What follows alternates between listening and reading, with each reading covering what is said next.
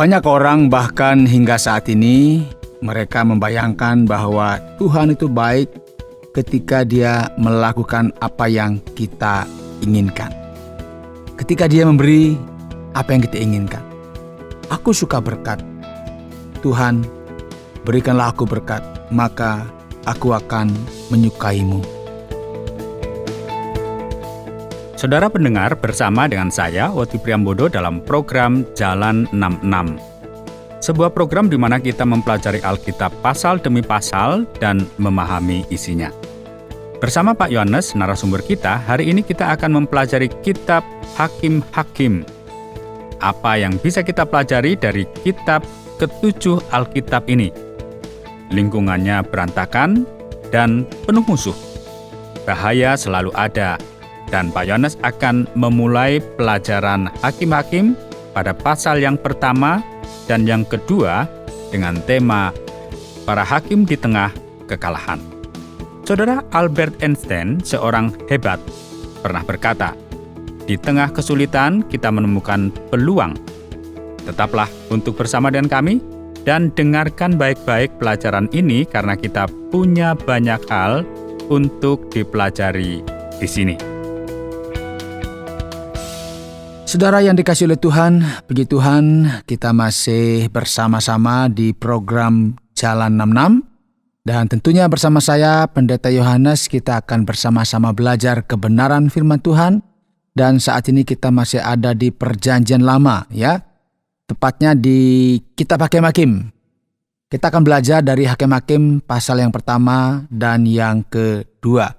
Saudara yang dikasihi oleh Tuhan, ketika kita belajar firman Tuhan, tentunya kita harus tahu bahwa firman Tuhan itu pasti akan mengubah kehidupan kita. Firman Tuhan akan membimbing kita. Firman Tuhan akan mengingatkan kita akan hal-hal yang seharusnya tidak kita lakukan dan seharusnya apa yang kita lakukan. Nah, saudara, ketika kita sampai di kitab Hakim-Hakim dan kita akan belajar banyak hal di sini, karena itu saya mengajak saudara untuk membuka Alkitab. Silakan buka di Alkitab sekarang di Hakim-Hakim pasal yang pertama dan yang kedua. Saudara, banyak ahli telah mencoba, ya, mereka memahami seperti apa sebenarnya masa para hakim ketika kita membaca di Perjanjian Lama. Beberapa yang mempercayai bahwa masa ini terjadi antara abad ke-15 sampai dengan ke-14 sebelum Masehi. Tetapi sebagian besar ahli justru percaya bahwa para hakim itu dimulai sekitar abad yang ke-13 sebelum Masehi. Jadi ini terjadi setelah bangsa Israel mengambil alih dan mulai mendiami tanah Kanaan. Saudara masih ingat ya, bagaimana Israel menaklukkan dan menduduki wilayah Palestina. Ya, meskipun namanya Hakim-Hakim, saudara, yang merupakan terjemahan harfiah dari kata Shoftim, ya, dalam bahasa Ibrani. Sebenarnya hakim-hakim di sini ini nggak ada hubungannya dengan apa yang kita pahami sebagai hakim saat ini, ya. Bukan seperti itu. Konsepnya bukanlah seseorang yang mengendalikan departemen kehakiman. Bukan seperti itu. Dan juga nggak ada hubungannya dengan olahraga apapun. Jadi wasit begitu, nggak seperti itu. Nah, para hakim pada dasarnya ini seperti gubernur, ya, orang yang memegang posisi kepemimpinan. Mereka pada dasarnya adalah pemimpin yang ada di Israel. Dan yang terjadi adalah masyarakat di Israel terbagi dalam suku-suku, masih ingat ya? Nah, suku-suku ini belum bersatu dalam semangat kebangsaan, itu masing-masing lah. Istilahnya itu masih ngurus diri mereka sendiri-sendiri. Jadi masih nampaknya terpecah belah dan mereka sebenarnya belum memiliki banyak persatuan. Dan para hakim ini yang kita sebut tadi sebagai pemimpin atau gubernur, ini muncul terutama karena kebutuhan yang ada saat itu. Tapi kapankah keadaan menjadi rumit? Ya, kapan mulainya? Ketika kita mempelajari awal kitab Hakim-Hakim di sini, yang akan menjadi masa yang sulit bagi bangsa Israel. Nah, mari sekali lagi saya mengajak kita membuka Hakim-Hakim pasal yang pertama. Saya akan membaca dari ayat yang ketiga. Lalu berkatalah Yehuda kepada Simeon, saudaranya itu, majulah bersama-sama dengan aku ke bagian yang telah diundikan kepadaku, dan baiklah kita berperang melawan orang Kanaan. maka aku pun akan maju bersama-sama dengan engkau ke bagian yang telah diundikan kepadamu.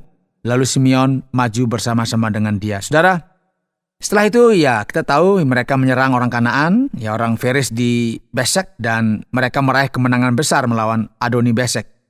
Yang akan kita temukan di sini adalah masalah yang diakibatkan oleh apa yang terjadi sebelumnya. Kita masih ingat ya, perintah yang Allah berikan kepada umatnya adalah bahwa mereka harus memusnahkan orang Kanaan sepenuhnya. Masih ingat? Tetapi yang terjadi, ada di antara mereka yang pada akhirnya tidak dimusnahkan, bahkan tinggal di antara mereka.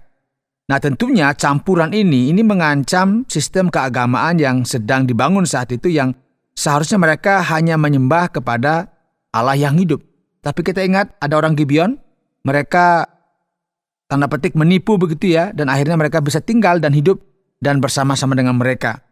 Dan tentunya ini akan menjadi masalah yang serius yang akan menjadi ancaman persatuan bagi bangsa Israel. Saudara yang dikasihi oleh Tuhan, ini kita lihat begitu ada kesulitan, kesukaran, mulai muncul namanya hakim-hakim atau orang-orang yang sentral, orang yang disebut dengan tokoh, pemimpin yang akan memimpin bangsa Israel. Misalnya ayat 8 itu memberitahu kita bahwa mereka menyerang Yerusalem, ya, dan menaklukkannya. Lalu kemudian mereka menyerang orang Kanaan yang tinggal di Hebron. Jadi ada rujukan yang menarik juga di sini tentang Otniel. Ya, ini adiknya Kaleb saat penaklukan Kiryat Sefer. Jadi kisah pertempuran ini, saudara, ini tentang kemenangan yang dilakukan oleh mereka itu menyebar ke seluruh wilayah Sepelah yang kita kenal dengan dataran subur yang terkenal di bagian selatan Palestina. Lalu juga melalui Negeb ke selatan, dan Allah terus memberikan kemenangan kepada umat Israel melawan orang Kanaan yang masih sisa.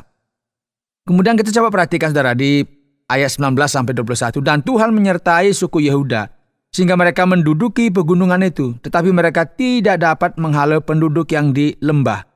Sebab orang-orang ini mempunyai kereta-kereta besi. Kepada Kaleb telah diberikan Hebron seperti yang dikatakan Musa dahulu, dan dari sana telah dihalaukannya anak-anak yang 3 itu. Tetapi orang Yebus, penduduk kota Yerusalem, tidak dihalau oleh Bani Benyamin. Jadi orang Yebus itu masih diam bersama-sama dengan Bani Benyamin di Yerusalem sampai sekarang. Ya, kita lihat. Jadi tidak bisa semuanya dihalau, karena sebenarnya ketika bicara mengenai penaklukan, itu nggak langsung 100% hilang semua. Ini masih semacam mereka sudah menduduki beberapa bagian, kemudian mereka masih ada orang-orang yang tinggal di situ yang harus mereka halau, dan terbukti di Yerusalem orang Yebus tidak bisa dihalau. Saudara yang dikasihi oleh Tuhan, ini saya katakan tadi bahwa bangsa Israel menghadapi bangsa Kanaan. Dan tentunya ini harus menjadi perhatian bagi mereka, karena mereka berhadapan dengan orang-orang yang memiliki kemampuan militer yang sangat tinggi, yang mumpuni, yang luar biasa, yang kita kenal juga ini sesuatu yang tidak mudah. Dan ini kita ketahui dari sejarah bahwa pada masa-masa ini dikenal dengan masa akhir dari periode perunggu. Ini para arkeologi ya melihat periode perunggu ini berlangsung sekitar 3.000 tahun sebelum Masehi hingga tahun 1200. Dengan kata lain, perunggu adalah logam utama yang digunakan oleh peradaban di sekitar Mediterania pada masa itu, dan logam inilah yang digunakan untuk membuat senjata dan instrumen perang secara umum. Jadi bisa kita bayangkan. Jadi sebenarnya bangsa Israel itu menghadapi suku-suku yang tanda petik ya sudah sangat maju dari sisi militer, dan karena itu nggak mudah bagi mereka untuk menaklukkannya. Dan kita lihat di sini bagaimana perjuangan yang dilakukan oleh bangsa Israel, dan kita akan lanjut saudara ya di Hakim-Hakim pasal yang kedua. Lalu malaikat Tuhan pergi dari Gilgal ke Bokim dan berfirman, telah kutuntun kamu keluar dari Mesir dan kubawa ke negeri yang kujanjikan dengan bersumpah kepada nenek moyangmu. Dan aku telah berfirman, aku tidak akan membatalkan perjanjianku dengan kamu untuk selama-lamanya. Tetapi janganlah kamu mengikat perjanjian dengan penduduk negeri ini. Mesbah mereka haruslah kamu robohkan, tetapi kamu tidak mendengarkan firmanku. Mengapa kamu berbuat demikian? Lagi aku telah berfirman, aku tidak akan menghalau orang-orang itu dari depanmu, tetapi mereka akan menjadi musuhmu, dan segala Allah mereka akan menjerat bagimu. Setelah malaikat Tuhan mengucapkan firman itu kepada seluruh Israel, menangislah bangsa itu dengan keras. Maka tempat itu dinamai Bokim. Lalu mereka mempersembahkan korban di sana kepada Tuhan. Saudara, kita melihat bagaimana Tuhan menyatakan diri sebagai malaikat Tuhan yang kita kenal di dalam Perjanjian Lama. Lihat, aku akan memelihara perjanjianku denganmu dan kamu tidak boleh membuat perjanjian atau kesepakatan dengan siapapun di negeri ini. Ya, jika kamu mulai bersantai dengan orang-orang yang ada di sini, jika kamu menganggap nggak serius, maka kamu akan menghadapi situasi yang sulit. Dan perhatikan saudara, orang-orang ini pun mulai menangis. Saudara, kita tahu apa yang terjadi setelah kematian Yosua. Ya, ketika umat Israel menetap di tanah yang baru ini dalam konteks sejarah yang baru pada masa para hakim. Dan kita akan melihat sekarang, memperhatikan di ayat 10 dari pasal 2. Setelah seluruh angkatan itu dikumpulkan kepada nenek moyangnya, atau dengan kata lain semua orang mati, bangkitlah sesudah mereka itu angkatan yang lain yang tidak mengenal Tuhan, atau perbuatan yang dilakukannya bagi orang Israel. Saudara, ini pentingnya kita mewariskan pengetahuan tentang Tuhan. Tentang sejarah bagaimana perbuatan-perbuatan Tuhan telah dinyatakan kepada generasi demi generasi. Kita lanjut ya. Lalu orang Israel melakukan apa yang jahat di mata Tuhan, dan mereka beribadah kepada para Baal. Mereka meninggalkan Tuhan, Allah nenek moyang mereka yang telah membawa mereka keluar dari tanah Mesir, lalu mengikuti Allah lain dari antara Allah bangsa-bangsa di sekeliling mereka, dan sujud menyembah kepadanya, sehingga mereka menyakiti hati Tuhan. Demikianlah mereka meninggalkan Tuhan dan beribadah kepada Baal dan para Asitoret. Maka bangkitlah murka Tuhan terhadap orang Israel. Ia menyerahkan mereka ke dalam tangan perampok dan menjual mereka kepada musuh di sekeliling mereka, sehingga mereka tidak sanggup lagi menghadapi musuh mereka. Setiap kali mereka maju, tangan Tuhan melawan mereka dan mendatangkan malapetaka kepada mereka sesuai dengan apa yang telah diperingatkan kepada mereka oleh Tuhan dengan sumpah, sehingga mereka sangat terdesak. Saudara, kita lihat apa yang terjadi di generasi selanjutnya setelah Yosua mati dan angkatan-angkatan yang awal-awal begitu ya. Mereka semua kembali ke pangkuan Bapa di sorga, begitu ya, mereka sudah mati. Dan kita lihat bagaimana pada akhirnya generasi selanjutnya mereka melakukan penyembahan bukan kepada Tuhan yang hidup, tetapi menyembah ilah-ilah yang disembah oleh bangsa Kanaan. Dan tentunya ini menjadi masalah yang besar. Dan akibatnya apa? Akibatnya mereka mengalami kesulitan. Mereka dirampok, mereka malah menjadi budak, mereka malah diserahkan kepada musuh mereka. Ini dikatakan sebagai kekalahan demi kekalahan. Dan Tuhan sendiri yang sebenarnya menyebabkan mereka mengalami ini. Nah, maka para hakim akan mulai bangkit di tengah kekalahan-kekalahan ini. Ini yang saya sebut sebagai kata kuncinya. Kapan itu mulai? Ketika bangsa ini mulai kendor untuk beribadah kepada Tuhan, bahkan meninggalkan Tuhan, mereka mengalami kesulitan, maka para hakim akan bangkit. Inilah mengapa tema kita adalah para hakim di tengah kekalahan. Ya, tema ini memang nggak ada hubungannya dengan sepak bola atau olahraga lainnya. Melainkan ini bersifat teologis, ya, untuk membahas kekalahan-kekalahan mengerikan pada masa para hakim ketika orang-orang mereka mulai tidak peduli dengan tuntunan Tuhan. Kita lanjut ya. Maka Tuhan membangkitkan hakim-hakim yang menyelamatkan mereka dari tangan perampok itu. Tetapi juga para hakim itu tidak mereka hiraukan, karena mereka berzina dengan mengikuti Allah lain dan sujud menyembah kepadanya. Mereka segera menyimpang dari jalan yang ditempuh oleh nenek moyangnya yang mendengarkan perintah Tuhan. Mereka melakukan yang tidak patut. Setiap kali apabila Tuhan membangkitkan seorang hakim bagi mereka, maka Tuhan menyertai hakim itu dan menyelamatkan mereka dari tangan musuh mereka selama hakim itu hidup. Sebab Tuhan berbelas kasihan mendengar rintihan mereka karena orang-orang yang mendesak dan menindas mereka. Tetapi apabila hakim-hakim itu mati, kembalilah mereka berlaku jahat, lebih jahat dari nenek moyang mereka, dengan mengikuti Allah lain, beribadah kepadanya dan sujud menyembah kepadanya. Dalam hal apapun mereka tidak berhenti dengan perbuatan dan kelakuan mereka yang tegar itu. Saudara, kita melihat di sini bahwa kitab hakim-hakim akan menyajikan yang disebut dengan siklus yang berulang. Umat akan menyimpang dari Allah, mereka jatuh kepada dosa, Kemudian Allah akan mendatangkan seorang juru selamat yang kita kenal dengan hakim, seorang yang akan menolong umat. Nah, kitab suci kemudian memberikan penjelasan. Apabila murka Tuhan bangkit terhadap orang Israel, berfirmanlah Ia. Karena bangsa ini melanggar perjanjian yang telah kuperintahkan kepada nenek moyang mereka, dan tidak mendengarkan firman-Ku, maka aku pun tidak mau menghalau lagi dari depan mereka satu pun dari bangsa-bangsa yang ditinggalkan Yesua pada waktu matinya. Supaya dengan perantaraan bangsa-bangsa itu aku mencobai orang Israel, apakah mereka tetap hidup menurut jalan yang ditunjukkan Tuhan, seperti yang dilakukan oleh nenek moyang mereka atau tidak.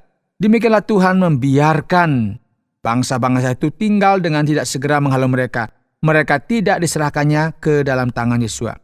Saudara, pasal 2 dari kitab Hakim-Hakim ini berakhir. Ya, ini menyingkapkan bahwa terlepas dari segala ketidaktaatan dan kebingungan yang mereka hadapi, ingatlah bahwa Allah tetap memegang kendali atas semuanya.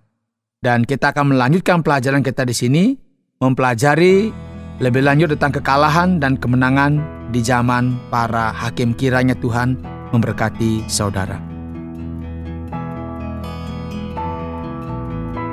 Baiklah Pak Yohanes, mari kita akan melanjutkan perjalanan baru kita, jejak baru kita mulai dengan kitab Hakim-Hakim dalam Perjanjian Lama.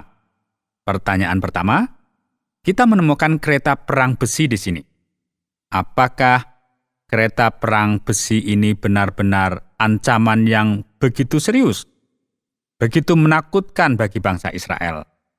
Mengapa kereta perang besi ini disebutkan di awal dalam kitab Hakim-Hakim?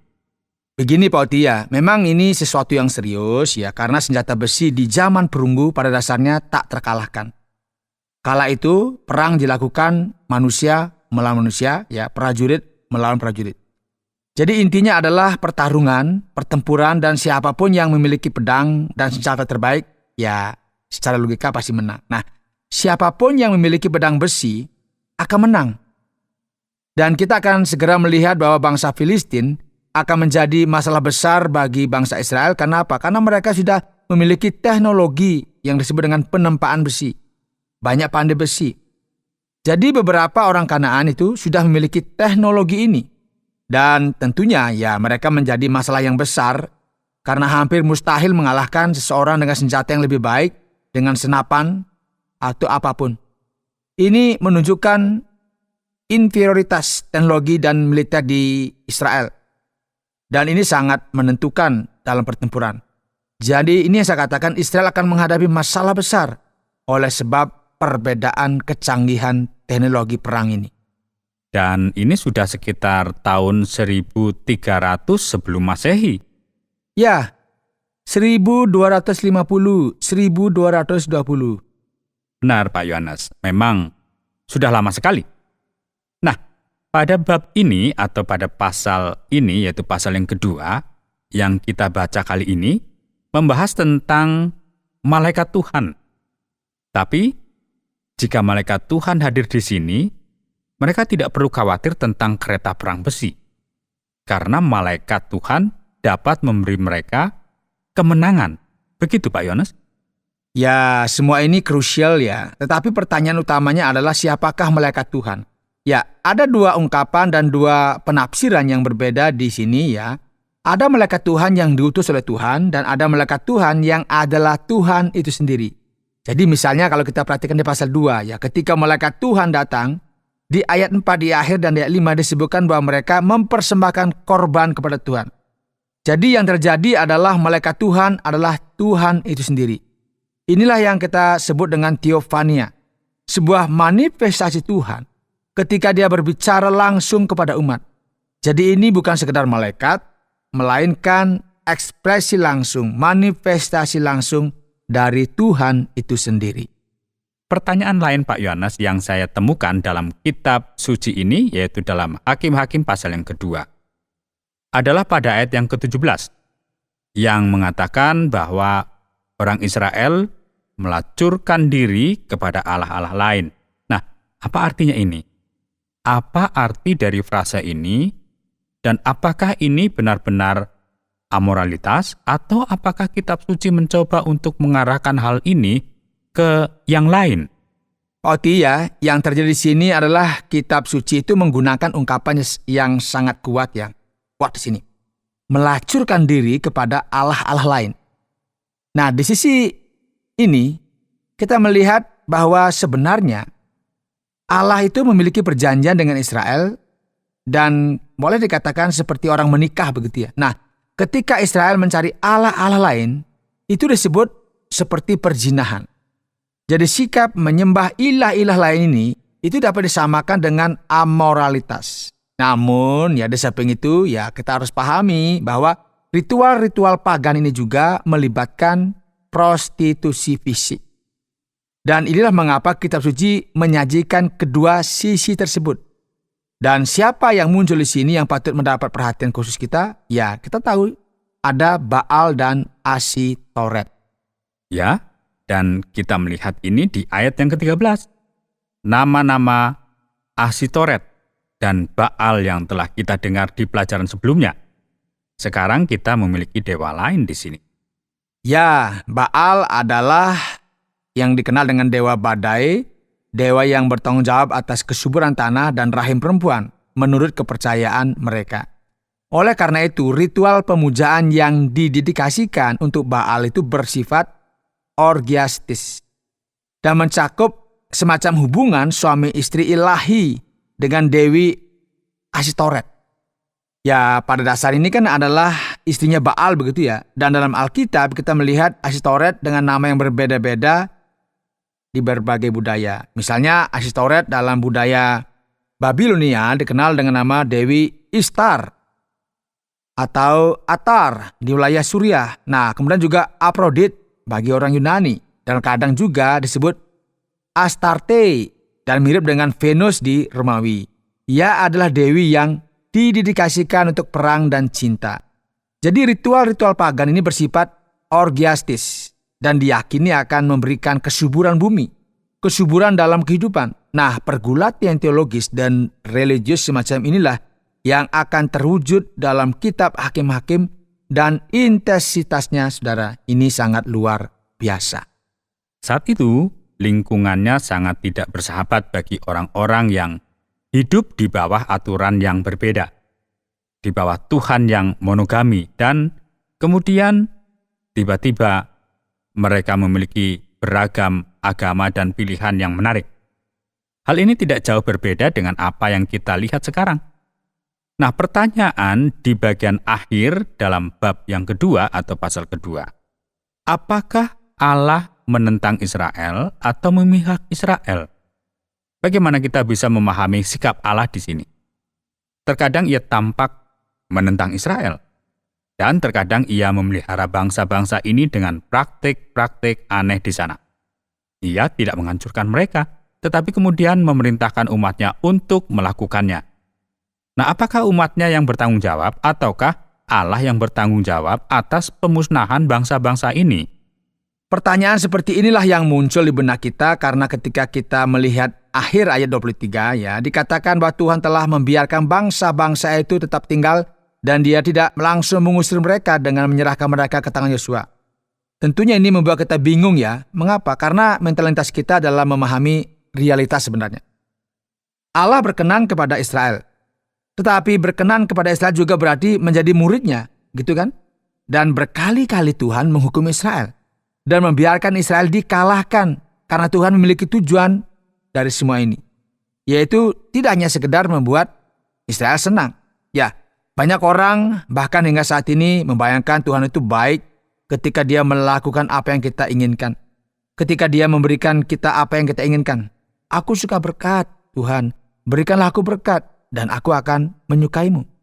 Ini saya kira omong kosong ya. Ini terlalu kekanak-kanakan. Bangsa Israel tidak menaati Tuhan. Dan kebenaran agung yang kita pelajari bahwa Allah tidak pernah terkejut karena Dia Maha Tahu dan Maha Kuasa. Jadi hal yang paling mengejutkan dan menakjubkan adalah Allah bekerja dalam segala hal, bahkan melalui kesalahan manusia. Ini sungguh luar biasa ya. Bagaimana Allah membangun sejarah penebusan di atas kegagalan manusia. Dan apa yang terjadi di sini? Ketidaktaatan Israel itu digunakan oleh Allah untuk mendisiplin mereka ya, dan membantu Israel bertumbuh sebagaimana yang seharusnya. Jadi, kita harus pahami, saudara, kitab suci menyatakan bahwa Allah tidak akan lagi melakukan apapun tentang hal ini, melainkan Ia akan menguji Israel untuk apa? Untuk melihat apakah mereka akan menaati jalan-jalannya dan menempuh jalan yang seharusnya mereka tempuh. Jadi Allah tidak terkejut sebenarnya. Ya, kegagalan manusia itu sedang diarahkan oleh Allah agar apa? Segala sesuatu terjadi demi kehormatan dan kemuliaannya. Sehingga Ia akan dipuji dalam segala hal yang terjadi, dalam segala rencananya. Baik, Pak Yohanes. Berikut bagaimana kesimpulan dari bagian ini. Saudara yang dikasihi oleh Tuhan, ya, hari ini dalam program Jalan 66, ya, kita telah memulai perjalanan kita melalui kitab Hakim-Hakim. Kita telah mempelajari pasal yang pertama dan yang kedua dan membahas tentang para hakim yang mengalami kekalahan. Sekarang perhatikan hidupmu. Apakah kita menginginkan kekalahan? Apakah ini yang membuat kita harus belajar dan belajar supaya kita ngerti bagaimana ada pelajaran penting yang kita temukan di kitab Hakim-Hakim ini? Apa itu? Jangan tunda ketaatan hari ini untuk nanti. Kalau bisa taat sekarang, ya sekarang, jangan bilang besok-besok saja. Ya, beberapa banyak masalah yang bersifat serius yang dihadapi bangsa Israel dengan orang Kanaan karena mereka membiarkan masalah tersebut berlalu begitu saja. Banyak orang yang tidak menyelesaikan masalah keuangan dalam hidup, tidak mengurus tanggung jawab keuangan, tanggung jawab keluarga, tanggung jawab lainnya, dan hanya menunda hal mendesak untuk diselesaikan nanti. Ini disebut dengan menunda-nunda. Hal yang sama terjadi dalam hubungan kita dengan Tuhan, saudara. Jika Tuhan berfirman, jika Tuhan memerintahkannya, jika hatimu mendengarkan dan memahami pesan ini hari ini, maka jangan tinggalkan ketaatan hari ini untuk esok. Jika bisa hari ini taat. Jangan bilang besok-besok saja. Ini pesan yang kita peroleh pada hari ini. Kiranya Tuhan memberkati saudara.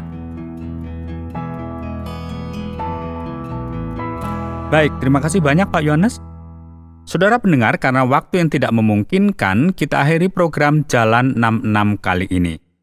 Kami menantikan Anda untuk tetap mengikuti pelajaran berikut dalam lanjutan pembelajaran Alkitab yang memberikan pelajaran menyeluruh tentang firman Tuhan.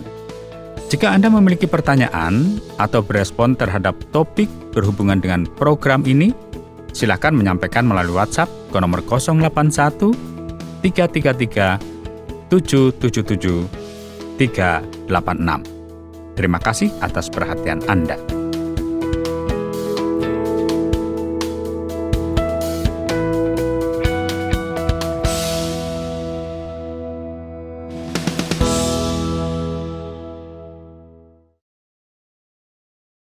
Terima kasih Anda sudah mengikuti program kami. Jika Anda diberkati, jangan lupa like, komen, dan share supaya Anda tidak ketinggalan setiap program terbaru kami.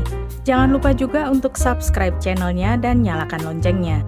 Jika Anda ingin mendukung pelayanan kami, bisa melalui rekening kami berikut ini atau menghubungi kami di sini.